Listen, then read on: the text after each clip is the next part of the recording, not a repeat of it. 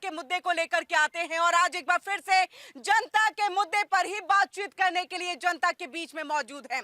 आपको बता दें, बाबा बागेश्वर पंडित धीरेन्द्र कृष्ण शास्त्री, उनकी तरफ से बड़ा बयान आया हिंदू राष्ट्र को लेकर के और उन्होंने सीधे ये कहा कि अगर हिंदू राष्ट्र की कल्पना आप करते हैं, आप चाहते हैं कि भारत एक हिंदू राष्ट्र बने, तो ऐसे में मुसलमानों को अपशब्द कहने से कभी भी हिंदू राष्ट्र आप नहीं बना पाएंगे। अपनी कुरीतियों को सुधारना होगा।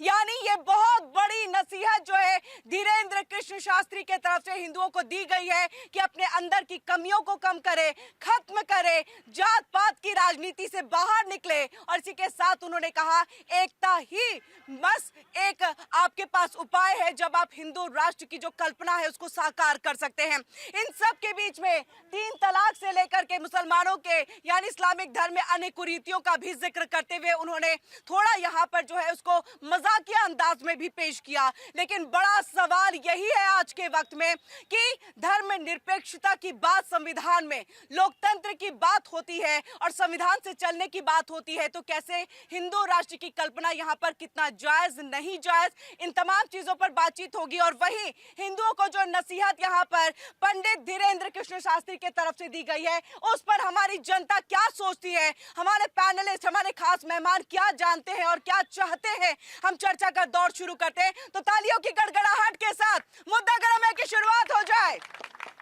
बहुत बहुत शुक्रिया। जनता के बीच जाए, तारुफ करा देते खास मेहमानों से। संदीप मिश्रा जी पॉलिटिकल एनालिस्ट हमारे साथ जुड़ चुके हैं, बहुत बहुत स्वागत है सर आपका। सूर्य प्रकाश जी हैं, पॉलिटिकल एनालिस्ट है, प्रो कांग्रेस है, कांग्रेस का खास तौर से पक्ष यहाँ रखेंगे, बहुत बहुत स्वागत है सर आपका भी। हमारे साथ एहसान अब्बासी जी है, पॉलिटिकल एनालिस्ट है, वो भी हमारे साथ जुड़ चुके हैं, आपका भी बहुत बहुत स्वागत है। हाजी नाजिम जी हमारे साथ जुड़ चुके हैं, पीस पार्टी के प्रवक्ता है, आपका भी बहुत बहुत स्वागत है। और वहीं हमारे साथ राघवेंद्र दुबे जी है, समाजवादी पार्टी के प्रवक्ता है, सर आपका भी बहुत बहुत स्वागत है। आप लोगों के पास हम आए, लेकिन उससे पहले हम जनता के बीच में जाते हुए क्या सोचते हैं पंडित धीरेन्द्र कृष्ण शास्त्री, बहुत फॉलोअर्स, हम भी फॉलो करते हैं, आप लोग भी फॉलो करते होंगे। उन्होंने हिंदुओं को नसीहत दी कि आप शब्दों से आप हिंदू राष्ट्र की कल्पना को साकार नहीं कर सकते। देखो, ऐसे किसी को गलत बोलने से कोई राष्ट्र नहीं बन सकता है। जब तक एकता नहीं होगी, सबसे प्रेम नहीं होगा, तब उससे पहले कुछ नहीं बनने का है। ये गलत है, किसी धर्म के बारे में गलत नहीं बोलना चाहिए किसी आदमी को भी। सबका धर्म देखो, जो धर्म बने हुए पहले से बने, हमने तो नहीं बनाए, तो बने हुए तो उनका सबको अपना वो है, हक है बोलने का भी और अपना धर्म को मानने का भी। धर्म को मानने का भी। हाँ जी। और हिंदू राष्ट्र पे क्या कहेंगे? वो तो उनकी मर्जी, हमारे हाथ से तो कुछ, हमारे कहने से कुछ होगा नहीं, नहीं हो सकता। मतलब इच्छा है, मन में इच्छा है। इच्छा क्या, देखो सनातन धर्म का मतलब क्या होता है, एक आदमी के अंदर इंसानियत होनी चाहिए। बाकी देश तो आजाद तो कर गए पहले ही हमारे जो बुजुर्ग थे, आजादी पहले ही दिला गए हैं। यहाँ पर आप क्या सोचते हैं? वो जो हो रहा है वो ठीक हो रहा है, जो हो रहा है वो ठीक हो रहा है, हिंदू राष्ट्र बनने की जो कल्पना है वो साकार हो यहाँ पर। अच्छा, उन्होंने कहा है हिंदुओं को जो उनके अंदर में कुरीति है उनको खत्म करने की जरूरत है। मुसलमानों का अपशब्द कहें या फिर मॉब लिंचिंग, आपने बहुत सुना होगा, अखलाक का जिक्र होता है, वो सब चीजें नहीं होनी चाहिए। अगर वो होगी तो आप कभी भी हिंदू राष्ट्र की कल्पना को साकार नहीं कर पाएंगे। मानते हैं आप भी? किसी धर्म को ऐसा कहने से अच्छा नहीं होता है। अच्छा नहीं होता है, हाँ बिल्कुल, ये युवाओं का कहना है। आप क्या मानते हैं? जी, मैं मानता हूँ कि हिंदू राष्ट्र नहीं बनना चाहिए, नहीं बनना चाहिए। संविधान में धर्म हिंदू राष्ट्र है, बांग्लादेश वो मुस्लिम राष्ट्र है, तो इसमें क्या दिक्कत है भाई? दिक्कत नहीं है। देखिए, अगर दूसरे धर्म के आप शब्द बोलेंगे तो इसमें मुस्लिम वो राष्ट्र देश भी तो सेकुलर बन सकते थे, वो इसके बाद बने हैं। सनातन पहले आया है तो सनातन राष्ट्र होना चाहिए हिंदू राष्ट्र। हाँ। अरे होना चाहिए, क्यों नहीं होना चाहिए भाई? बराबर के तुम्हारे देश हैं, क्यों नहीं है? और चाइना बुद्धिस्ट है, तो ये क्यों नहीं हो सकता भाई? ये क्यों नहीं हो सकता? होना चाहिए। आप देखिए, किसी से आप शब्द बोलेंगे तो हिंदू राष्ट्र बनाने में मुश्किल होगा। हिंदू राष्ट्र कभी बनना मुश्किल है यहाँ पे इंडिया में। तो हिंदू राष्ट्र होना चाहिए या नहीं होना चाहिए आपके हिसाब से? देखा जाए तो इंडिया में कभी होना नहीं चाहिए, होगा भी नहीं और न हो। हाई हिंदू राष्ट्र तो है ही है। कितने परसेंट है वो? उससे तो हम तो है ही। परसेंटेज तो बढ़ भी रहा है ना। वो बढ़ेंगे नहीं, वो कम हो जाएंगे, कुछ कम हो कुछ जाएंगे। हाँ, हो जाएंगे। तो ये SIR के जरिए कम हो जाएंगे लग रहा है। चलिए ठीक है, आप क्या कहेंगे? हिंदू राष्ट्र होना चाहिए। हिंदू राष्ट्र होना चाहिए, लेकिन उन्होंने ये भी कहा कि हिंदुओं के अंदर में बहुत कुरीतियां है, मॉब लिंचिंग कर देते हैं और किसी तरह से हंगामा करने लगते हैं, जात पात में बटे हुए, वो नहीं होना चाहिए। बस जात पात में बटे हुए हैं, ये गलती है, यही गलती हिंदुओं की है। जी हाँ, भाईचारा भाईचारा होना चाहिए, जात पात नहीं होना चाहिए। जात पात हाँ जात पात नहीं होनी चाहिए, जात पात मिटानी चाहिए। इतना वही तो यही तो दिक्कत यूजीसी है। को वापस लो ना, यूजीसी को वापस लो, जात पात खत्म, वापस लो। यूजीसी को वापस, तो स्टे तो लगी गया है। हाँ तो वो आगे कोर्ट करेगा फैसला। तो कोर्ट करेगा यहाँ पर, लेकिन जो बाकी जैसे कि अगर हम कहें ओबीसी है या फिर अन्य जैसे पिछड़ी जातियां हैं, उनके साथ जो गलत होता है, जाति सूचक शब्दों का इस्तेमाल होता है, तो वो भी तो नहीं होना चाहिए ना। समाज में इस सुधार की आवश्यकता है। जाति खत्म, जाति खत्म कर दो, ये संभव है। जब मुद्दा ही नहीं रहेगा तो उसके बाद क्या होगी? अच्छा, जाति खत्म कर दो, ये बड़ी बात यहाँ पर कही गई है जी। हाँ, पहले जात में जो बटे हैं, जात सब एक हो जाए तो हिंदू राष्ट्र होगा, तब बढ़िया पड़ेगा। तब बढ़िया होगा। हाँ, एकता पहले बना रहे। तो धीरेन्द्र कृष्ण शास्त्री की बात को हाँ, मानते हैं। मानते हैं, लेकिन पहले जात में जो हंगामा हो रहा है, ये जात से पहले उबार मिले तब न होगा, तब तो सही है। पर जी आप कुछ कहेंगे? जी आप कुछ कहेंगे? हाँ? और कौन कहना चाहता है इसके ऊपर में? बताइए, आप कुछ कहना चाहेंगे धीरेन्द्र कृष्ण? आप इस मुद्दा पे मैं कुछ नहीं कहना चाहता। जी ठीक है, आप लोग। हाँ जी, मैं रामजी शुक्ला, ग्राम कोरियापुर, पोस्ट सांडी, डिस्ट्रिक्ट हरदोई, उत्तर प्रदेश से। हाँ। सबसे पहले मैं स्पष्ट करना चाहता हूँ कि हिंदू है क्या। हाँ, जो हिंदू पर बात हो रही है ना, हिंदू है क्या? हिंदू वो है जो इस पृथ्वी को अपनी भारत माता मानता है और इस राष्ट्र को, जिस देश में रहता है भारत को अपना राष्ट्र मानता है, वही हिंदू है। चाहे वो मुस्लिम हो, सिख हो, ईसाई हो या क्या नाम हिंदू मुस्लिम, हिंदू, सिख, ईसाई, हाँ कोई भी हो, पारसी जो कोई भी हो, जो इस पृथ्वी को अपनी माता मानता है और इस राष्ट्र को, हाँ। इस देश को अपना राष्ट्र मानता है, वही सही माने में हिंदू है। और हिंदू राष्ट्र बनने में दिक्कत क्या है? किसी को क्या आपत्ति क्या है इसमें? अगर हिंदू राष्ट्र हो जाएगा तो इसमें आपत्ति क्या है? सबसे पहले मैं पूछना चाहता हूँ, किसे आपत्ति इसका क्या है? जवाब हाजी नाजिम जी और राघवेंद्र जी देंगे। जी, बिल्कुल। लेकिन ये बताइए, उन्होंने ये भी कहा है कि जो कुरीतियां हैं हिंदुओं के अंदर में, उन कुरीतियों को खत्म करना होगा, जात पात को भी खत्म करना होगा, एकजुट होना होगा। बिल्कुल, किसी को गाली या किसी मजहब को गाली दे करके हिंदू राष्ट्र नहीं हो सकता है। अपने अंदर की कमियों को हमें दूर करना होगा, जो भी कुरीतियां हैं हमें अपने आप को पहचानना होगा। इस भारतीय संस्कृति क्या थी, हाँ। उस परिवेश में हमें वापस लौटना होगा, तभी हमें कुछ कर सकते हैं, वरना बिल्कुल, ऐसे कुछ नहीं। ये बड़ी बात की सनातन जो है हमें सिखाता है कि हमेशा दूसरे मजहब की भी जो है आप इज्जत करें, सम्मान दे उसको। और इसी वजह से धीरेन्द्र कृष्ण शास्त्री ने भी यही कहा कि अपशब्द कहेंगे किसी भी मजहब को तो ये गलत होगा और हिंदू राष्ट्र की कल्पना जो है वो साकार नहीं हो पाएगी। और चलिए, जनता की यही मांग है कि धीरेन्द्र कृष्ण शास्त्री ने बहुत बेहतर कहा, हम उनकी बात में हाँ मिलाते हैं, लेकिन वही प्रवक्ता क्या सोचते हैं, तमाम पॉलिटिकल एनालिस्ट क्या सोचते हैं, हम चर्चा की शुरुआत करते हैं।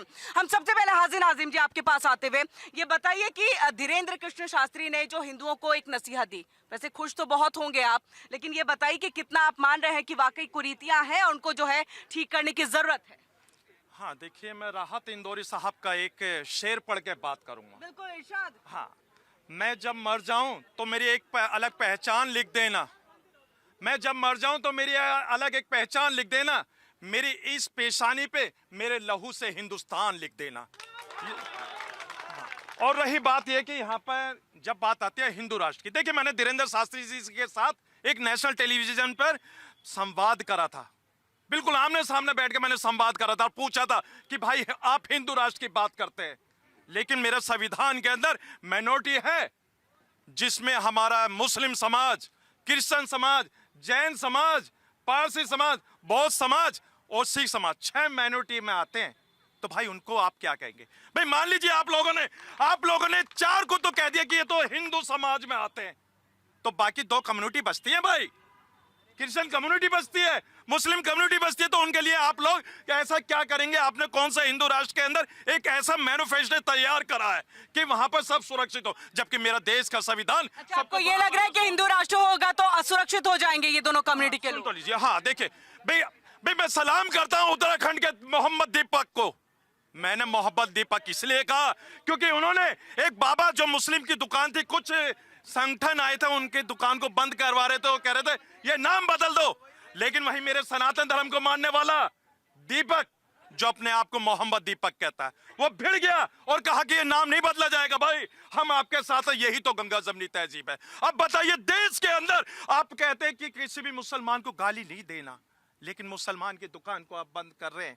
वो जो एक नैरेटिव सेट करके इस तरीके का माहौल सेट कर रहे हैं, उसी से हम लोगों को निकलना है, क्योंकि ये देश आप हम सबका, ये हिंदू का भी है, मुस्लिम का भी है, ये सिख का भी है, ईसाई का भी है। अगर हम लोग आपस में बढ़ गए, नहीं तो हिंदू राष्ट्र होगा तो क्या दिक्कत है राघवेंद्र जी? अगर हम आपस में बढ़ गए तो भाई आज भी जो विदेशी ताकतें हमारी देश पे गिद्ध की तरह नजर जमाए हुए, उनसे हम लोगों को बचना है। ये देश राघवेंद्र जी, हिंदू राष्ट्र होगा तो क्या दिक्कत है इसमें? और उससे भी ज्यादा कि कुछ चीजें हैं जो सुधारने की जरूरत है हिंदुओं में, और उसी के बाद ये कल्पना जो है वो साकार होगी।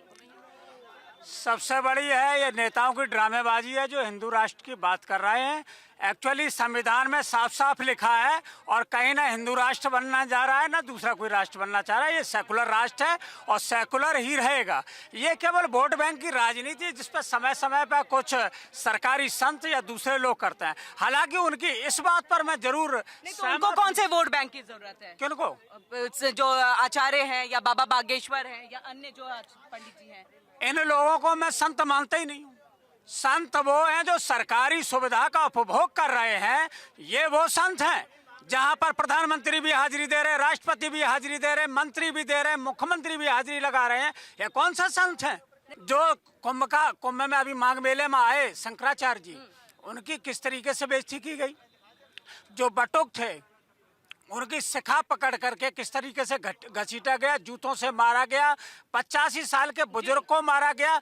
और सनातन की ध्वजा को सबसे ऊपर रखने वाले लोगों के साथ एक तरफ ये हो रहा है, दूसरी तरफ वही लोग काली नेम की चादर ओढ़ के आप पानी पीजिए। लेकिन वहीं देखिए विमुक्तेश्वरानंद का ये बयान भी आ गया कि हम फिर से योगी आदित्यनाथ को जो है मुख्यमंत्री बनवाएंगे। फिर इसको लेकर के क्या कहेंगे राघवेंद्र जी? जब आप थोड़े से आपकी तबीयत नॉर्मल हो जाए तो हम आएंगे, इसका जवाब लेंगे आपसे जी। देखिए, पहली बात तो बाबा बागेश्वर ने जो बात कही है यह बहुत ही सकारात्मक कदम है। क्योंकि देखिए, लकीर अगर मिटाने की कोशिश करेंगे तो कागज पे गंदगी जरूर छूट जाएगी। इसीलिए नकारात्मक सोच के लिए कोई जगह नहीं होनी चाहिए। लकीर लंबी करने के बारे में सोचना चाहिए। दूसरे की कमी निकालने के बेहतर है कि हम अपने घर को ठीक करें, अपने को एक करें। मैं सबसे पहले कहना चाहता हूं इस देश की। संदीप मिश्रा जी, आप मतलब हिंदू हैं, तो मैं ये पूछना चाहूँ, क्योंकि जब मुस्लिमों को या इस्लामिक धर्म में किसी को नसीहत दी जाती है, वो कहते हैं आप हमें टारगेट कर रहे हो। आपको नहीं लगा कि हमें बाबा बागेश्वर टारगेट कर रहे हैं? हमें जबरदस्ती बता रहे हैं कि आपके अंदर में कुरीतियां हैं, हमें जबरदस्ती बता रहे हैं कि आप तो मॉब लिंचिंग कर लेते हैं। हमारे में कुरीतियां नहीं है। मैं यहाँ पे थोड़ा बड़े उम्र के लोग कम हैं। 90 के दशक में जो वोटर लिस्ट होती थी उसमें जाति नहीं होती थी, क्योंकि वहां जातिवादी पार्टियां ही नहीं थी। और कांग्रेस ये जानती थी कि जाति एक ऐसी चीज है जो हिंदू समाज को तोड़ती है। इसीलिए कांग्रेस का नारा क्या हुआ करता था? जाति पे न पाति पे मुहर लगेगी, हाथ पर मतलब यादव, पिछड़ा, दलित, सब लोग मिलकर के एक मुट्ठी बन करके रहेंगे, तब हमारी पार्टी जीतेगी। फिर उनके अंदर एक बीमारी आई जिसमें जातिवादी पार्टियां पैदा हुई मंडल कमीशन के बाद। और मंडल कमीशन आने के बाद सपा भी आ गई, बसपा भी आ गई। हर किसी ने अपनी अपनी एक एक जाति पकड़ ली और देश में जो कहते हैं हिंदू समाज को खंडित करने का काम उन्होंने किया। और ऊपर से इलेक्शन कमीशन भी एक कदम आगे आ गया कि उसने जो वोटर लिस्ट तैयार करनी शुरू की, उसमें हर किसी का सरनेम देना शुरू कर दिया। नहीं तो अगर आप 2 दशक पहले की वोटर लिस्ट देखेंगे तो उसमें किसी के नाम के साथ सरनेम नहीं हुआ करता था। और आज सरनेम से राजनीतिक दल अपने हिसाब से इलेक्टोरल रोल बनाते हैं कि कौन हमारा वोटर है, कौन अगले का वोटर है। जो बिल्कुल, इसका जवाब आप भी दीजिए और साथ में राघवेंद्र जी आपका भी लेंगे कि समाजवादी पार्टी इनके आने के बाद ही ये जो कास्टिज्म है वो उसकी शुरुआत हो गई है। देखिए, ये तो इनका अपनी सोच है कि कास्टिज्म उसके बाद शुरू हुआ है। और ये हिंदू राष्ट्र की बात करते हो, हिंदुस्तान नाम हमारा नाम, जो हिंदुस्तान नाम है वो पहले से नाम है। अगर पहले से ही है। अगर 1947 से पहले शास्त्री जैसे लोग होते, बीजेपी जैसी पार्टी होती, हम कभी देश को आजाद करवा ही नहीं पाते। ये आपस लड़ते, आपस में हिंदू को लड़ा मुसलमान से, मुसलमान को लड़ा हिंदी से, हम अंग्रेज के खिलाफ के लड़ ही नहीं पाते। तो आज वही माहौल दोबारा पैदा करने की कोशिश कर रहे हैं कि लड़ा दो आपस में हिंदू राष्ट्र। अब मुद्दा ये है कि हिंदू राष्ट्र बनाने तो उस वक्त में जब ये अलग एक कंट्री बन रही थी, अलग से मुस्लिम कंट्री की मांग की गई जिन्ना की तरफ से, तब क्यों नहीं रोक दिया कांग्रेस ने? महात्मा गांधी थे, जवाहरलाल नेहरू थे, इतने बड़े बड़े दिग्गज थे जिन्होंने आजादी दिलाई अकेले। बिल्कुल उस टाइम कोशिश की गई थी, ऐसा नहीं कोशिश नहीं की थी कि देश ना बटे, बिल्कुल पूरी कोशिश की की गई थी, पर वो कोशिश नाकाम रही, क्योंकि वो एक ही सूरत था कि नहीं हमें अलग देश चाहिए, अलग देश चाहिए, वो बात अलग है। मेरा मानना ये किसने है, की शुरुआत तो जिन्ना की तरफ से हुई ना, और तब तक तो बीजेपी थी भी नहीं। वही शुरुआत आज ये लोग कर रहे हैं, वही शुरुआत आज ये लोग कर रहे हैं कि देश के दो टुकड़े कर दो, क्योंकि अगर हिंदू राष्ट्र एकदम बनाओगे तो जो मुस्लिम आबादी हमारी बेचारे भाई है वो कहाँ जाएंगे फिर? ये यही बताइए ना, अब ये कहाँ जाएंगे? एक में हिंदू राष्ट्र बनने से मुस्लिम आबादी को थोड़ी ना बाहर भेजा जा रहा है। हमारा हिंदुस्तान, नहीं, उनको किसी मेरी बात बताइए, आपने जो ये बड़ा सवाल खड़ा किया, हिंदू राष्ट्र बनेगा तो ऐसा थोड़ी ना कि जितने माइनॉरिटीज में हैं वो बाहर चले जाएंगे देश से, वो तो रहेंगे। हिंदू राष्ट्र पहले से ही हमारा, हिंदू राष्ट्र है ही पहले से ही, जो भारत संविधान है, जो संविधान के व्याख्या उस दिन कहा था कि कभी हिंदू राष्ट्र बन नहीं सकता भारत, तभी आप कह रहे हैं हिंदू राष्ट्र पहले से, मतलब एक बात पे तो कायम रही। उसी बात पे ये जो विशुद्ध की बात कर रहे हैं, मैंने उस दिन ये बात करी थी, वो चाहते कि सारे हिंदू ही रहे, ऐसा कभी नहीं हो सकता भाई, मेरा उनका मकसद जिक्र तो किसी ने नहीं किया, मुझे लग रहा है इसका जिक्र किसी ने कांग्रेस कंफ्यूज है अपने पॉलिसीज को लेकर के, टीका भी लगा लिया, कोट के ऊपर जनेऊ भी पहन लिया, और हिंदू भी अपने आप को डिक्लेयर कर लिया, और हिंदुओं को गाली भी देनी है।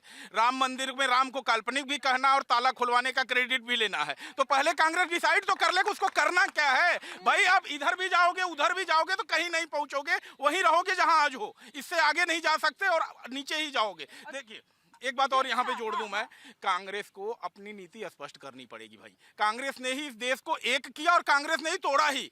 जातिवादी पार्टियां आज कांग्रेस की देन है, क्योंकि उसने जो है जो बात पहले कही थी, जात पे न पात पे मुहर लगेगी हाथ पर, आज कांग्रेस के नेता क्यों नहीं कहता इस बात को? आज भी कहिए ना आप इस बात को। बिल्कुल, इसका जवाब आप दीजिएगा। मैं एहसान अब्बासी जी ये बताइए, ये जो नसीहत दी गई है बाबा बागेश्वर की तरफ से, और मुझे लग रहा है हर मंच से वो इस बात का जिक्र करते हैं भाई कि एकजुट बनो, एकजुट बनोगे तभी सनातन आगे बढ़ेगा, तभी हिंदू राष्ट्र बनने की जो कल्पना है वो साकार हो जाएगी। बिस्मिल्लाहिर्रहमानिर्रहीम, जय हिंद, वंदे मातरम, भारत माता की, भारत माता की।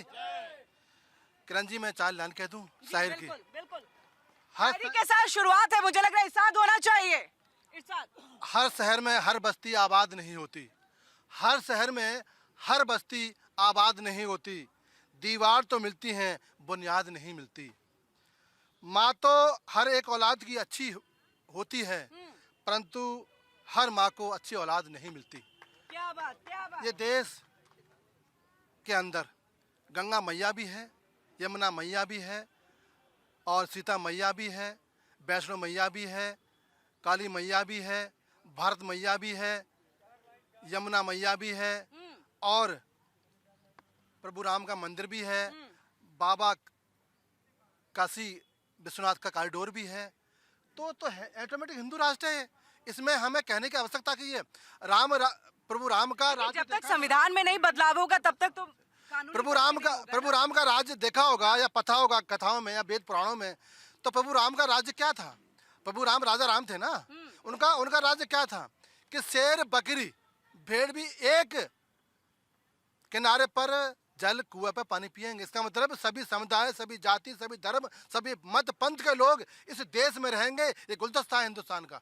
किसने कह दिया कि मुसलमान बाहर जाएगा? किसने कह दिया कि सिख बाहर जाएगा? किसने कह दिया कि ईसाई बाहर जाएगा? ये सपा बसपा कांग्रेस ये चाहती है कि हिंदुस्तान का नाम धूमिल हो, हिंदू राष्ट्र ना कहा जाए। और ये एक बड़े शास्त्री ने कहा है कि आज हिंदू समाज को सुधरना चाहिए। हाजी नाजिम खड़े, ये पत्थरबाजी बोलेंगे, पत्थरबाजी ना करें मुसलमान। ये पत्थरबाजी करने वाले लोग ये कहेंगे समाज को कि पत्थरबाजी ना करें। जी, इसका जवाब दीजिए। मैं आ रही हूं राघवेंद्र जी। हाँ देखिए, यहाँ पे अभी बात करी गई थी कि देखिए जिन्ना ने एक पाकिस्तान ले लिया, तो मैं आपको बता दूं भाई 1937 के अंदर 1937 के अंदर हिंदू महासभा ने हिंदू राष्ट्र की मांग करी थी। अरे सुन लीजिए, बताइए, सुन लीजिए, पहले पूरी बात होने दीजिए, पूरी बात होने दीजिए। जब यहाँ देश की बात होगी तो ऐसे फर्जी लोग क्या बात करेंगे? ऐसे मैंने 1937 की बात इसलिए करी क्योंकि भारत के टुकड़े करने वाले हिंदू महासभा ने 1937 में हिंदू राष्ट्र की बात करी। 1941 का मैं जिक्र करूंगा। 1941 में, अरे सुन लीजिए, हिंदू महासभा एक फार्म लिखवा रही थी जिसमें कह रही थी कि आप हिंदू हो, और जिन्ना एक फार्म लिखवा रहा था, जिन्ना कह रहा था कि आप मुसलमान हो। कहां से ये दोनों अगर लिखवा देते कि आप भारतीय हो तो देश का बंटवारा नहीं होता, देश का बंटवारा नहीं होता। नहीं, मैं पूछ रहा हूँ पत्थरबाजी क्यों होती है? हाँ, इनसे पूछिए ये किस समुदाय से ताल्लुकात रखते, पहले इनसे पूछिए। मैं उस समुदाय के साथ देता हूँ, उसका मैं पैरोकार हूँ जो इस देश की वंदे मातरम बोलता है, भारत माता की जय बोलता है, धरती माँ को माँ बोलता है। मैं उनके साथ नहीं हूँ जो इस देश को वंदे मातरम न बोलते हो, भारत माँ की जय न बोलते हो। देखिए, हाँ सुन लीजिए भाई, सुन लीजिए, देखिए भाई अभी, अरे सुन लीजिए, मैं एक चीज कहना चाहता हूँ। अभी जो बात ये कर रहे थे भाई, ये मुस्लिम है और मैं भी मुस्लिम हूँ, यानी कि एक मुसलमान तो उन पत्थरबाजों को कहता है कि आप पत्थरबाजी मत कीजिए, लेकिन ये मुसलमान क्या कहते हैं कि भाई पत्थरबाजों के बारे में नहीं बोलेंगे, मुझसे सवाल कर रहे। और जबकि बात आती है अब यहाँ पर आपके टॉपिक की, मैं ये कहता हूँ कि भाई देखिए, हमारे देश का बंटवारा हो गया, हम लोग उस काले इतिहास को नहीं भूले और ना भूल पाएंगे कभी हम। लेकिन अरे सुन लीजिए, हाँ अरे सुन तो लीजिए भाई, ये अरे जिन्ना वो आपका रिश्तेदार था, आपका रिश्तेदार था, आपका रिश्तेदार था, उसने धर्म परिवर्तन करके मुस्लिम समाज को बदनाम करा। आपका रिश्तेदार हो सकता है, मेरे रिश्तेदार ये सब भारतीय है। 140 करोड़ की आबादी मेरे रिश्तेदार है, मेरे भाई है, जिन्होंने इस भारत को अपने खून से सींचा। इनके रिश्तेदारों ने पाकिस्तान ले लिया और मेरे रिश्तेदारों ने यह भारत, और भारत के अंदर भारत माँ की जय बोलेंगे नहीं, रिश्तेदार मेरे, भारत माँ की जय बोलेंगे नहीं, सीने से लगाते हैं। चलिए ये बोल रहे भारत माता की जय बोलेंगे फिर? नहीं बोल सकते, भारत आपका है। हाँ भाई सुन लीजिए, भारत माता की, भारत एक राष्ट्र है, भारत भारत एक राष्ट्र है, हम राष्ट्र को हमेशा मोहब्बत करते हैं। और देखिए अभी इन्होंने जो कहा, अब सुन लीजिए, मैं ये कहता हूँ, मैं माता भी तो है ना, भारत हमारी माता भी तो है ना, हम माता की संज्ञा देते हैं उनको। जी राघवेंद्र जी। एहसान भाई की उछल कूद बड़ा अच्छी लगी। अभी पत्थरबाजों पे बड़ा सर रगड़ रहे थे। अब इनको एक चीज पूछे, इनको बोलो, गोली किसने मारी थी? जो राम भक्त थे, बेचारे निहत्थे थे, किसने मारा था? नहीं, आप भी तो हिंदू हो ना, आप भी तो हिंदू हो ना, नहीं आप बोलो ना, आप भी तो हिंदू हो ना, जवाब दो ना, आप जवाब दो, जवाब दो। सुनो, आपको जैसे आप आया ना, मैं यहाँ से निकाल के वहाँ तक पहुँचा सकता हूँ। रुक जाइए, अभी जो कह रहे हैं सुनने की हिम्मत नहीं, सुन लीजिए एक सेकंड, एक मिनट। इसी धमकी के नाते सपा हुई है। मतलब सोचो, जिसकी सीटें खत्म हो गई, जिसका तख्त ताज खत्म हो गया, और पार्क में धमकी दे रहा है कि पार्क से बाहर कर दूंगा। वाह भैया वाह, जिस दिन पावर में आपके क्या करोगे? भाई इतनी उछल कूद ठीक नहीं है, जो दिखा रहे हो इतनी उछल कूद ठीक नहीं है। और सुन लीजिए, जम्मू, अरे रुक जाइए, संविधान से चलता सुन लीजिए, बोलने दीजिए मेरे भाई को, एक दबा नहीं सकते आप लोग। आज सुन लो, थोड़ी तबीयत ठीक नहीं है, नहीं तो इतनी आवाज निकलने नहीं देता आपकी भी। जम्मू कश्मीर में महबूबा मुफ्ती के साथ जो कह रही थी, जो किसी आतंकवाद अफजल गुरु को शहीद बता रही थी, उन्हीं के संग पहले सरकार बनाई। इनको पहले राष्ट्रवादी चेहरा इनके देख लो, दोनों लोगों के। उनके साथ 3.5 साल बिल्कुल एकदम सत्ता के मजे लिए। सत्ता के मजे लेने के दौरान जो पत्थरबाज थे, राजनाथ सिंह ने 7,000 उन पत्थरबाजों को माफ कर दिया। कहाँ मुंह दिखाओगे भाई पत्थरबाज? इसका जवाब एक मिनट सुनो, कश्मीर के लड़के हमारे भारतीय नहीं हैं। कश्मीर के लड़के अगर गुमराह हुए थे, उन्होंने किसी तरह से दूसरा रास्ता चुना था, तो उनको माफ नहीं किया जाए। आप क्या चाहते हैं? करण जी नहीं, ऐसा नहीं है। कश्मीर हमें चाहिए था। इन्होंने, कांग्रेसियों ने और सपा बसपा ने उसको धारा 370 लगाई थी, हमने घुसकर भेज जाना और काट दिया उसको, इसलिए मारा था हमने।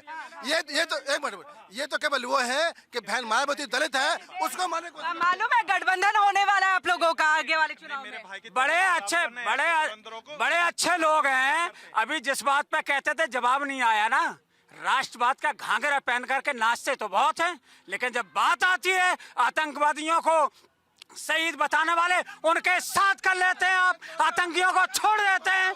आपने क्या टिकट नहीं दिया? टिकट भी दिया आपने। अतीक अहमद कौन था? अतीक अहमद बताओ ना, कौन था? इसका जवाब। जो आतंकवादी है उसके लिए नहीं बोल रहे। अतीक अहमद आतंकवादी नहीं था। 6,000 कश्मीरी आपको आतंकवादी लग गए। राष्ट्र की मुख्य धारा में अगर वो शामिल हो रहे हैं, तो आपको आतंकवादी नजर आ रहे हैं। मतलब इनकी सरकार में जो पत्थर फेंके वो कश्मीरी और भारतीय हो गए, और दूसरे सरकार में जो पत्थर फेंके वो आतंकवादी हो गए अंग्रेजों ने। पहली बात तो ये। दूसरी बात, जिन पत्थरबाजों की बात करते हो, मैं इतना ट्रैवल करता हूँ, मुझे इतने मुस्लिम मिले हैं, ड्राइवर मिले हैं, रोड पे मिले हैं। मैंने उनसे कई बार पूछा, क्या आपने कहीं पत्थर मारा है? क्या कभी किसी दंगे में शामिल हुए हो? नहीं जी, हम शामिल नहीं हुए। तो ये पत्थरबाज हैं कौन? ये पत्थरबाज, ये दिल्ली में पत्थर मारे गए यार, 8 दिन दिल्ली में पत्थर मारे गए। आपको थोड़ा सा ध्यान करो ना। ये जो एक मिनट सुन तो लीजिए, ये जो पत्थरबाज होते हैं, ये जो पत्थरबाज कोई पत्थर मारेगा और कहेगा कि मैं पत्थर मारा हूँ, मतलब इस चीज को एडमिट करके चलेगा वो भी।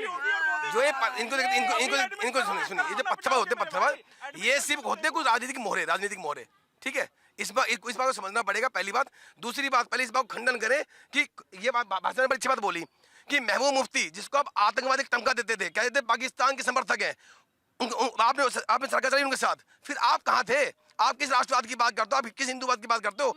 उन लोगों के साथ आप थे जिन्होंने खुल के पाकिस्तान की मांग करी, उन्होंने खुल के कहा कश्मीर पाकिस्तान का हिस्सा होना चाहिए। आप लेकिन वो गठबंधन तो खत्म हो गया ना, वो गठबंधन तो खत्म हो गया ना। अच्छा, दूसरी बात और पूछ लेते हैं, बहुत राष्ट्रवादी हो, जिन्ना की मजार पर मत्था टेकने वाले आडवाणी आप पे ही गुरु है ना? बताइए क्या जवाब है? अभी जिन्ना कर रहे थे, बताइए जवाब। पाकिस्तान के कायदे आजम के गए कैसे थे? जिन्ना आपको नहीं गए थे। अगर कोई हमारे देश में आता है तो महात्मा गांधी की समाधि पर नहीं जाता है, वो भारत के राष्ट्रपिता की समाधि पर जाता है। इस तरह की बातें मत करो। क्यों बेवजह? सुनिए किरण जी, मैं मुद्दे की बात कर दूं। देखिए दिक्कत क्या है, सुन लीजिए, पहले पूरी बात सुन लीजिए। यह सनातन की खूबसूरती है कि बाबा बागेश्वर ने हिंदुओं को एक होने के लिए कहा, लेकिन किसी भी हिंदू ने नहीं कहा कि इनके खिलाफ फतवा जारी हो जाए या हमको गलत कह रहे हैं। बाबा ने कमी गिनाई, हिंदू उस पर मंथन कर रहा है कि हाँ ये बात सही है कि हम जातियों में बटे हुए हैं, और हम जातियों में बटे हुए इसीलिए जो है बाकी लोग हमारे खिलाफ बोल पा रहे हैं। और अगर हिंदू एक हो रहा है तो इस बात को बाकी कौम को भी शिक्षा लेनी चाहिए। और सबसे बड़ी बात मैं कह रहा हूँ, 57 इस्लामिक मुल्क हैं, वो लोग हमको उपदेश दे रहे हैं कि भारत हिंदू राष्ट्र क्यों बने। अगर 57 इस्लामिक राष्ट्र में हिंदू सुरक्षित हैं तो हिंदू राष्ट्र में इस्लाम वाले भी सुरक्षित। चले सरस्वती वंदना पड़ा। सुनो, तुम्हारी वाली RSS वाली नहीं सुनाएंगे, ठीक है ना? RSS वाली सुनाएंगे। अरे राम की बात कर रहे थे, सुनाइए, पहुंच गए। सरस्वती बनिए, आज आइए, हम तुम्हें सुनाते हैं। शांतम शाश्वतम प्रमेय मनगम निर्वाण सांध्य प्रदम ब्रह्मा शंभु फणेन्द्र सब मन सम वेदांत वेद्यम वेमो।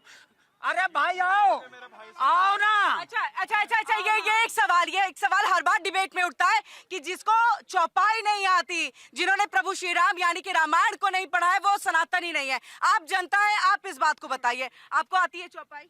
जी नहीं। सनातनी है आप? हिंदू है आप? क्या है आप? नाम क्या है? मैं मोहम्मदन हूँ, मेरा नाम इस्माइल है। आपको अच्छा कुरान आपने पढ़ा होगा? बिल्कुल पढ़ा। आप कुरान की एक आयत याद होगी? याद है। आप बताइए क्या नाम है आपका? मोहम्मद ताहिर। बहुत। आपको कुरान पढ़े आपने? आयत याद है? चीजें क्या क्या है? करण नाम है मेरा। करण नाम है? हाँ करण, बताइए। मुझे आती गायत्री मंत्र। हाँ, गायत्री मंत्र आपको है ना? देखिए गायत्री मंत्र है, भले ही प्रभु श्री राम या रामायण को नहीं पढ़ा हो, लेकिन मानते जरूर गायत्री मंत्र। मैम एक बात मैं बोलना चाहूंगा इन लोगों से, जो ये कांग्रेस वाले बोल रहे हैं कि देश को सेकुलर नहीं बनना चाहिए, तो उन्हें जो अलीगढ़ मुस्लिम यूनिवर्सिटी सेकुलर बनवा रखी, ये क्यों बनवाई थी? इसको पहले क्यों बनवाया था? इसको भी तुड़वा देते। अलीगढ़ मुस्लिम यूनिवर्सिटी के बारे में बताइएगा। हाँ, क्या नाम है? नीरज। आपने रामायण पढ़ी? रामायण नहीं पढ़ी। हाँ, देखिए, सनातनी है आप? सनातनी। हिंदू है आप? हिंदू है आप, ठीक है। ये आपके लिए है जवाब। क्या नाम है आपका? प्रदीप सिंह। प्रदीप जी, रामायण आपने पढ़ी है? थोड़ी बहुत चौपाई वगैरह याद है? चौपाई तो याद नहीं है, लेकिन आप हिंदू है ना? हिंदू है। अब हिंदू पे कोई सवाल खड़े कर सकता है ऐसे? नहीं। अगर चौपाई आती है, नहीं आती है, तो हिंदू पे सवाल होने चाहिए। नहीं है, मतलब चौपाई किसी को ना आए ये थोड़ी ना कोई पैमाना है। नहीं, बिल्कुल आपकी बात पे भी मैं सहमत हूँ। मैंने कहा कि जो सनातनी का जो चोला ओढ़े लोग हैं, जो राम की बात करते हैं, वो राम को कभी पढ़ते नहीं है। मैं इसलिए कह रहे हैं। अच्छा, सनातन का मतलब बता देंगे? सनातन सुनिए, सनातन जो सत्य है, जो शाश्वत है, जो समर्पित है, जो त्याग है, जो तपस्या है, जिसमें ये धैर्य है, वो सनातन है। इनमें कौन सा गुण है? हम पूजा में कहते हैं सत्य। अच्छा, एक ही चीज जो संदीप जी ने उठाई थी कि ये धैर्य ही तो है ना। ये धैर्य है कि अगर पंडित धीरेन्द्र कृष्ण शास्त्री ने ये नसीहत दे दी, मेरा सवाल सुन लीजिए, ये नसीहत दे दी कि जितने भी हिंदू हैं, जो कुरीतियां हैं, अपशब्द जो दूसरे धर्म को कहा जाता है, वो नहीं कहना चाहिए। कौन सी पत्थरबाजी हुई, किसी ने कौन सा फतवा जारी कर दिया, किसी ने FIR कौन सा दर्ज कराया, कहाँ आपको विरोध में स्वर सुनाई दे रहे? ये वो पेशेंस ही तो है ना। देखिए, उन्होंने जो कहा, मैं उनको बिल्कुल मानता हूँ, बहुत अच्छी बात कही। मैं हिंदू धर्म ही कहे को जो भी धर्म है, चाहे वो मुस्लिम धर्म हो, ऐसा कोई धर्म नहीं जहाँ कुरीतियां ना हो। कुरीतियां हैं, वो कुरीतियों को खत्म करना चाहिए। लेकिन सबसे पहले हमें कहाँ, अगर हम हिंदू धर्म से ताल्लुक रखते हैं तो हमें पहले अपना धर्म की बात करना चाहिए। उन्होंने माना ये वही लोग हैं जो मस्जिद, ये वही बात हुई ना राघवेंद्र जी, बाहर जाकर के किताब लेकर के हनुमान चालीसा पढ़ते हैं। क्यों ये वही बात हुई ना कि आपकी बात को जब हम मान रहे हैं, दैट मीन्स हम सनातनी है, हम चीजों को जो है मान रहे हैं कि गलत है, उसको सही करना चाहिए। तो फिर आप कहाँ कह रहे हैं कि इसमें सही नहीं है? राष्ट्र थोड़ी, हिंदू राष्ट्र थोड़ी बन सकता है। क्यों नहीं बन सकता? अरे क्यों बनेगा? क्यों नहीं? संविधान में है, वो बनेगा ही नहीं। पंडित धीरेन्द्र कृष्ण शास्त्री ने नसीहत दी, हिंदुओं को दी। कौन सी पत्थरबाजी हो गई, किसने विरोध कर दिया, कौन स्वर जो है उसे उठा रहा है? वो तो मान रहे हैं ना कि हाँ अगर कमी है, पब्लिक से भी पूछा हमने, सब मान रहे हैं जात पात में बटे हुए हैं, किसी धर्म के जो है बारे में अब शब्द नहीं बोलना चाहिए। ये चीजें क्यों नहीं इस्लामिक धर्म में या मुसलमानों में? हाँ देखिए, अभी आपने कहा कि ये मजहब इस्लाम में क्यों नहीं है। भाई बिल्कुल है, हम लोग तो अपने हिंदू भाइयों की आस्था का पूर्ण रूप से सम्मान करते हैं। और सुन लीजिए दूसरी बात, भाई कट्टरता से कभी भी कोई भी देश आगे नहीं बढ़ता।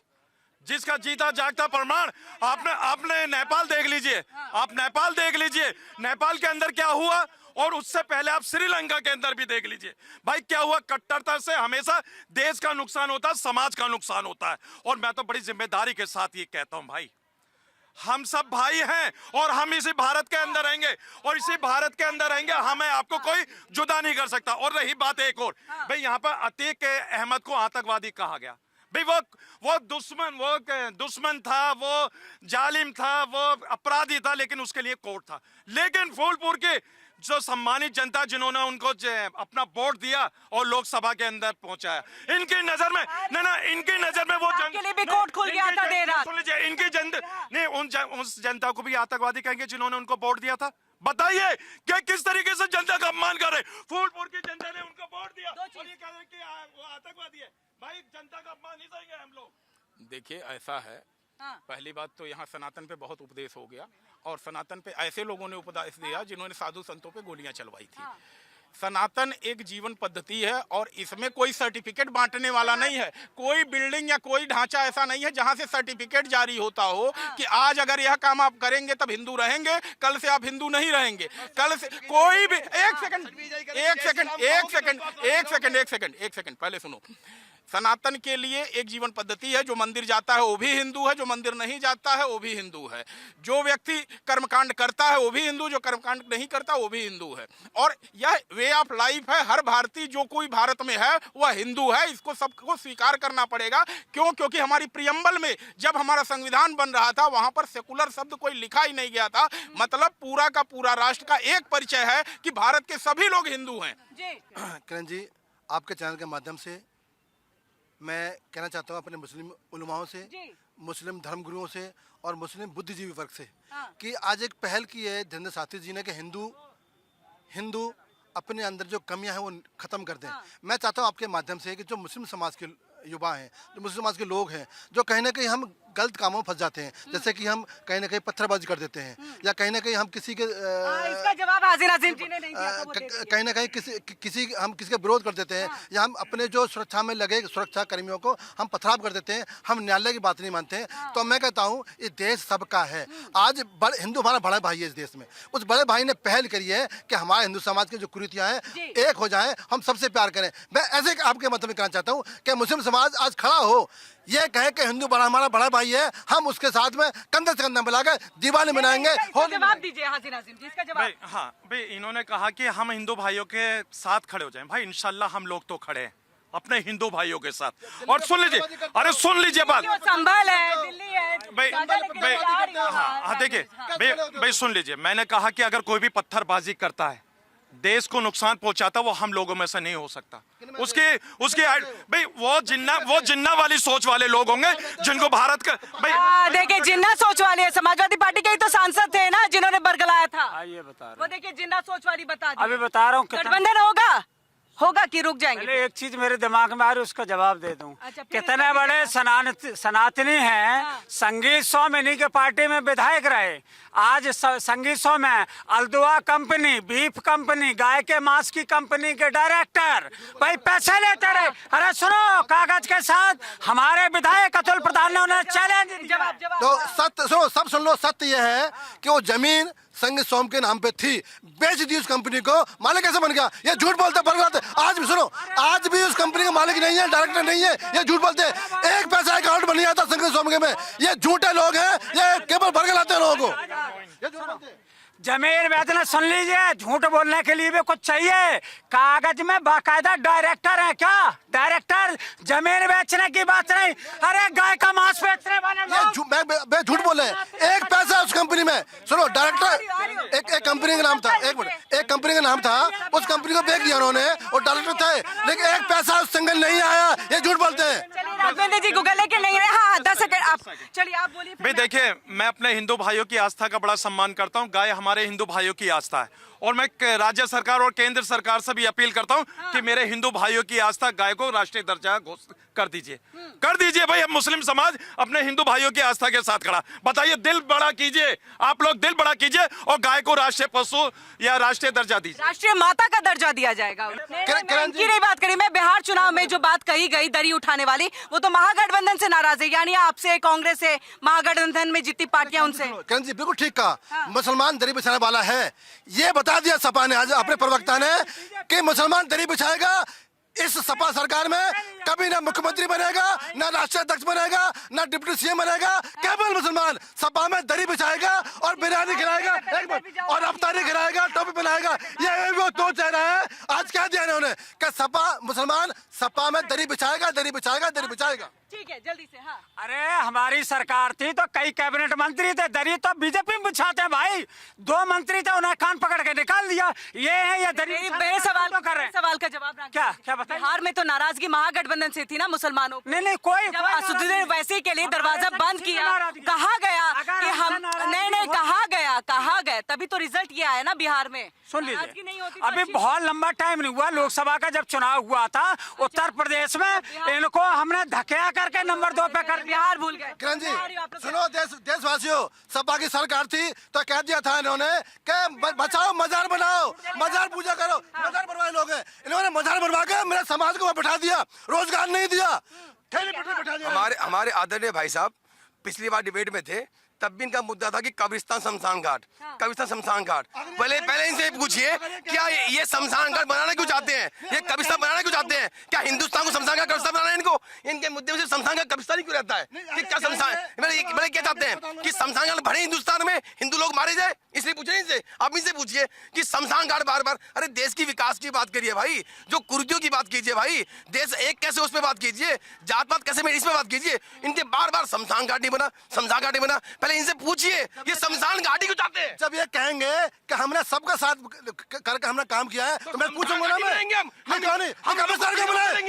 हम लोगों को जीने का मौका देंगे, हमारा जीने का अधिकार है। अटल जी की बात, अटल जी ने कहा था देश बहुसंख्यकों के हिसाब से चलेगा। बहुसंख्यकों का कहने का मतलब है कि किसी देश की जब 80% आबादी जो है एक दिशा में सोचेगी तो वह देश मजबूत होगा। और जब यह जातिवादी जहर अंदर घुलता है तो कहीं न कहीं 82% आबादी जो है उसके अंदर टकराव होता है। अगर उसके अंदर टकराव होता है तो कहीं न कहीं अंतर्राष्ट्रीय साजिश करने में जो है सफलता मिलेगी। और इसीलिए धीरेन्द्र शास्त्री ने जो बात कही है कि हिंदू संगठित होगा, मतलब 82% अगर मजबूती के साथ खड़ा हो जाएगा तो दुनिया की कोई भी ताकत भारत को हरा नहीं पाएगी, भारत को नीचा नहीं दिखा पाएगी। और शायद इसीलिए हमारे हिंदू समाज ने धीरेन्द्र शास्त्री के बयान पे कोई कड़ी प्रतिक्रिया नहीं दी, हर किसी ने उसे सहर्ष स्वीकार किया है। भारत के सुन लीजिए, अरे सुन लीजिए, भारत के पूर्व राष्ट्रपति, सुन लीजिए भाई, भारत के पूर्व राष्ट्रपति डॉक्टर राजेंद्र प्रसाद जी ने मदरसे से तालीम याफ्ता थे। और देखिए, हम लोग बहुत गदबद पढ़ा करते थे, मुंशी प्रेमचंद जी वो मदरसे से तालीम याफ्ता थे। और भारत के अंदर इसी सती प्रथा को रोकने वाले राजा राम मोहन राय थे। भाई देखिए, सुन लीजिए, बहुत सारी ऐसी फहरिस्त है, बहुत सी ऐसी फहरिस्त है मैं बता दूं। लेकिन मैं कहता हूं कि मदरसों की ये जो बुराई करते हैं, 2022 के अंदर नीट का एग्जाम क्लियर करा था, 2025 के अंदर जालंधर के अंदर नीट का जालंधर के अंदर मदरसा है, मदरसे के अंदर से नीट का एग्जाम क्लियर करा मुस्लिम समुदाय के। हमारे मुस्लिम समाज के लोग देखिए हाफिज भी बनेंगे, मौलाना भी बनेंगे, मुफ्ती भी बनेंगे, और देश को आगे ले जाने के लिए अपनी अहम भूमिका भी निभाएंगे इंशाल्लाह। ये नहीं पढ़ाएंगे, मैं कहता हूँ मदरसों में इंग्लिश पढ़ाओ, उर्दू पढ़ाओ, अरबी सब पढ़ाओ। कैसे पढ़ाई की? देखिए मैं तो यूपी से कर रखी है। यूपी में हाँ कहाँ से? भाई बस मतलब कौन से स्कूल से? भाई देखिए मैं सुन लीजिए, मैं CCS कौन से यूनिवर्सिटी का स्कूल? भाई आपके सामने जब कौन आप से स्कूल से पढ़े? मैंने बताया ना आपको, मैं चौधरी चरण सिंह यूनिवर्सिटी से पास हूँ। बताइए, बता आपकी पढ़ाई हो रही है चौधरी चरण सिंह यूनिवर्सिटी से और बाकी बच्चों को मदरसे भेज रहे हैं। देखिए मदरसे में दिक्कत नहीं है, धार्मिक पढ़ाई हो बहुत अच्छी बात है, लेकिन इसको लेकर मसला कोर्ट में भी गया था और कोर्ट ने कहा था कि जो आगे की टेक्नोलॉजी के हिसाब से अगर आपको कुछ इंप्रूवमेंट करना है तो गवर्नमेंट कर सकती है। मुझे लगता है कि राजनीति में धर्म का प्रवेश नहीं होना चाहिए, लेकिन राजनीति एक धर्म की तरह होना चाहिए। धर्म मतलब कर्तव्य, लोग कहता है ये तुम्हारा धर्म है, धर्म मतलब कर्तव्य, उसी तरीके से होना चाहिए। बहुत सारी बात हुई है, हमारे सनातनी भाई भी बहुत खड़े हैं, बीजेपी के लोग बोल रहे थे तो युवाओं को रोजगार मिले। 2 करोड़ नौकरी का वादा हुआ था, 2 करोड़ नौकरी नहीं दे पाए, 12 साल में 24 करोड़ मिलनी चाहिए थी। सनातन धर्म का मतलब ये है कि आप जो बोलो वो सत्य होना चाहिए, झूठ नहीं बोलना चाहिए। और आप ये भी कह रहे थे कि 100 दिन में काला धन वापस आएगा, वो काला धन बढ़कर के 4 गुना हुआ, वापस तो नहीं आया। तो सनातन धर्म कहता है कि जो बोलो वो सत्य बोलो। सनातन धर्म ये भी कहता है, आपने कहा था किसानों की आमदनी दोगुनी होगी, किसानों की आमदनी दोगुनी की, किसानों की हालत कितनी खराब है। तो जो बोलो वो सत्य बोलो, क्योंकि ये सनातन धर्म की आप बात कर रहे हैं। सनातन धर्म में आपने राघवेंद्र बात करी जी। राघवेंद्र जी, इतना आपने प्रभु श्री राम की मतलब चौपाई वगैरह सब पढ़ करके यहाँ पर सुना दिया, प्रभु श्री राम के दर्शन करने क्यों नहीं जाते? सुन लीजिए, प्रभु श्री राम के दर्शन के आपको क्या लगा? सुनो, भगवान क्या कड़कड़ में हरि व्यापक। आपके लिए प्रभु यहीं पर, बाकी को चौपाई ना है तो वो सनातन ही नहीं है। मतलब ये दोहरा रवैया कब तक अपनाएंगे? सुन लीजिए, उनके लिए तो नहीं बोला आपने। नहीं बोला, हर जगह जहाँ जो जरूरत हो रही है वहाँ बोल रहे हैं। बोल ही नहीं सकते, जहाँ जो जरूरत हो रही है। सुन लीजिए, हरि व्यापक सर्वत्र समाना और प्रेम प्रकट हूँ मैं जाना। और सुन लीजिए, अखिलेश जी ने केदारेश्वर मंदिर बनाया, मोदी जी गए, योगी जी गए, ये चेले जो खड़े हैं बुलाया था, ये गए, बुलाया था, केदारेश्वर मंदिर बनाया तो बुलाया था या नहीं बुलाया था?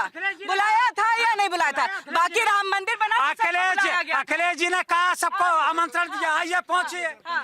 किरण जी एक मिनट, जब योगी जी आए थे 17 में तो बड़ी बेबाकी से हिंदू थे, उन्होंने ये कहा था कि मदरसों में इंग्लिश में होने चाहिए, हिंदी में होने चाहिए, उर्दू में होने चाहिए, अरबी में होना चाहिए, लेकिन सपा ने कभी नहीं कहा। और आज इन 10 वर्षों में जब जाकर देखो, आज हमारी बहन बेटियां, मुस्लिम समाज की बहन बेटियां जज बनी है, IPS बनी है, IAS बनी है, IPS बनी है, टीचर बन रही है, पायलट बन रही है। यहाँ तक हमारी देश की बेटी ने अभी पाकिस्तान धूल चटाई है।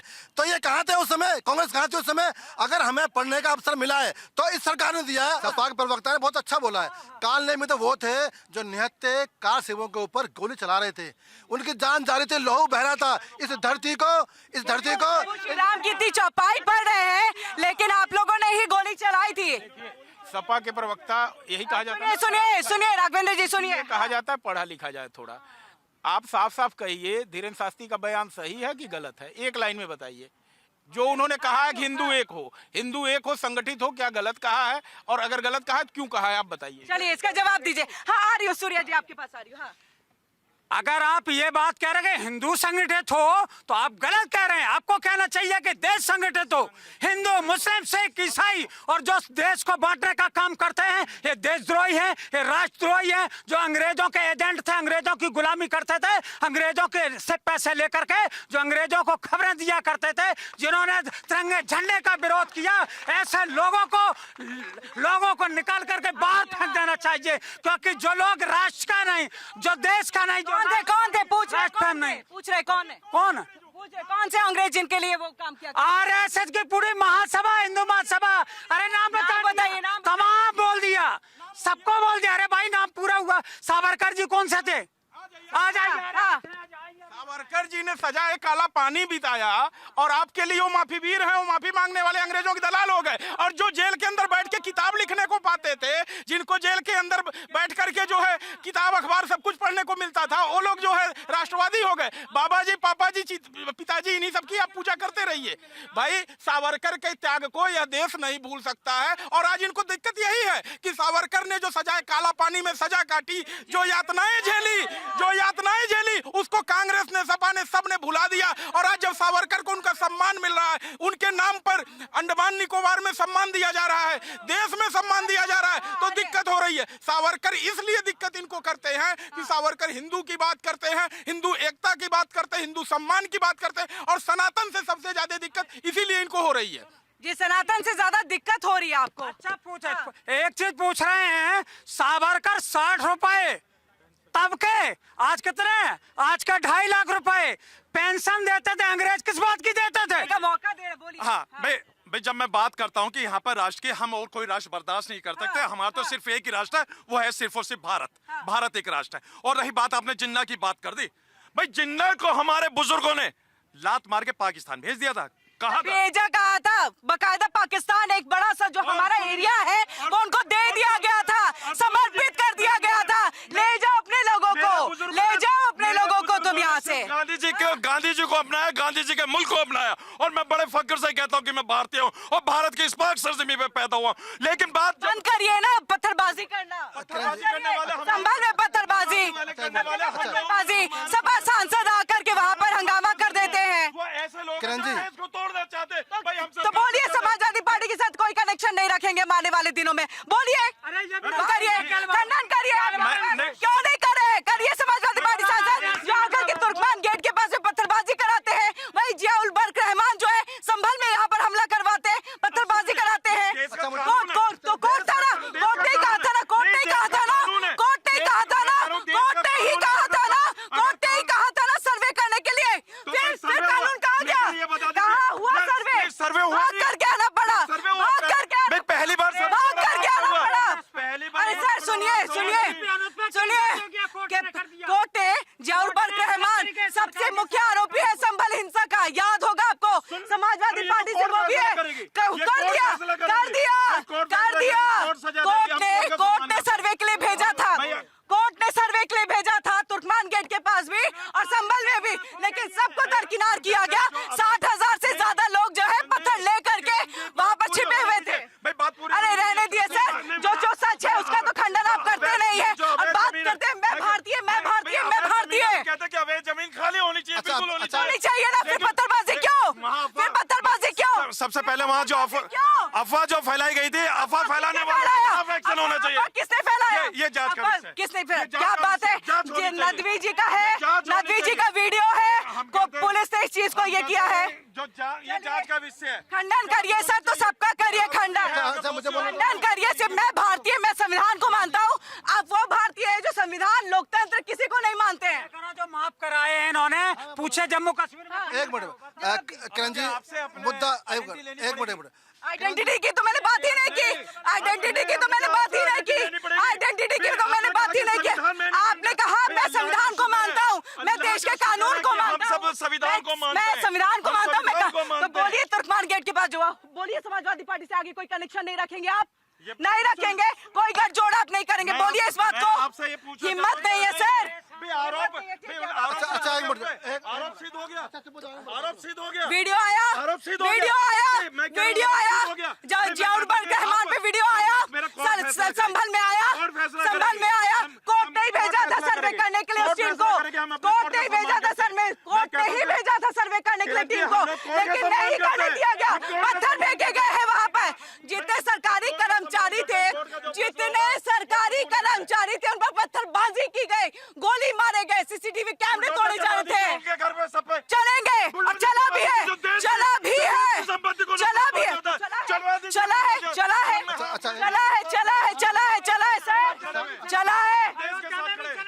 तो जहाँ पर जो गलती होगी चलेगा, जहाँ जो गलती। योगी सरकार ने मोहित खान पर, हमारे सपा नेता पर बलात्कार के आरोप में उसका बेकरी जो बुलडोज की थी, पूछिए अब वो बरी हो गए कि कोर्ट के द्वारा, पूछ से बनवाएंगे। अच्छा ये बताइए वो अवैध था कि नहीं था, मेरे से बताइए, बेकरी अवैध था या नहीं था, अवैध था या नहीं था, अवैध था वो, और इल्लीगल कोई भी कंस्ट्रक्शन होगा उसको तोड़ा जाएगा, ये सरकार, ये कानून में है।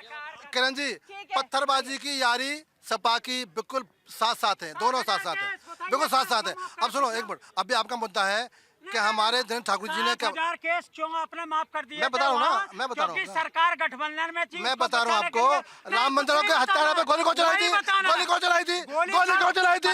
क्या कसूर था उनके साथियों का? साथियों का कसूर था? साथियों का कसूर था? पत्थर उठाइए, पत्थर। साथियों का कसूर था? वो साथियों का कसूर था? नेता का साथियों का कसूर था? दोनों की जोड़ी बड़ी अच्छी लग रही है, दोनों की जोड़ी बड़ी अच्छी लग रही है। आइए आइए सर आइए। हमें सिर्फ एक देश चाहिए, समृद्ध राष्ट्र चाहिए, सशक्त राष्ट्र चाहिए और शिक्षित राष्ट्र चाहिए। और हिंदू मुसलमान की राजनीति हमें चाहिए ही नहीं। हमें सिर्फ एक राष्ट्र चाहिए जिसमें सब हिंदू राष्ट्र चाहिए, हमें चाहिए एक देश एक राष्ट्र। हिंदू राष्ट्र चाहिए, समृद्ध राष्ट्र समग्र होगा लेकिन हिंदू कहलाएगा, हिंदू राष्ट्र कहलाएगा। जब एक तरफ मोदी जी कहते हैं कि जहां मैं रहता था वहां आसपास मुस्लिम लोग रहते थे, मुस्लिम मेरे भाई हैं, और उन्हीं खिलाफ कह रहे हो कि अब खिलाफ कैसे हो गया? हिंदू राष्ट्र बनना ये मुस्लिमों के खिलाफ कैसे हो गया? मेरी बात समझ में नहीं आ रहा है। इसलिए हो क्योंकि आप सिर्फ हिंदू राष्ट्र की बात करो, आप देश की बात करो ना। आप एक हो, अगर हिंदू राष्ट्र बन गया तो वो मुस्लिमों के खिलाफ कैसे हो गया? ये बताइए। आप ये कहिए कि आपको समृद्ध राष्ट्र बनना है, शिक्षित बनना है। देखिए ये आप नहीं बताएंगे, ये मुझे बताइए ना, हिंदू राष्ट्र बनना मुसलमानों के खिलाफ कैसे हो गया? क्रिश्चियन के खिलाफ नहीं, सिख के खिलाफ नहीं है, इस बाकियों के खिलाफ नहीं है, मुस्लिमों के खिलाफ हर चीज हो जाती है। वाइंड अप समापन हो रहा है क्योंकि इस समय की बहुत कमी है। बहुत बहुत शुक्रिया आप सभी का हमारे साथ यहाँ पर जुड़ने के लिए और तमाम यहाँ पर बातचीत और गहमा गहम बहस यहाँ पर करने के लिए बहुत बहुत शुक्रिया। आपका भी जनता हमारे साथ जुड़ी और अपनी भी बातों को आपने रखा। तालियों की गड़गड़ाहट के साथ इसका समापन हो जाए।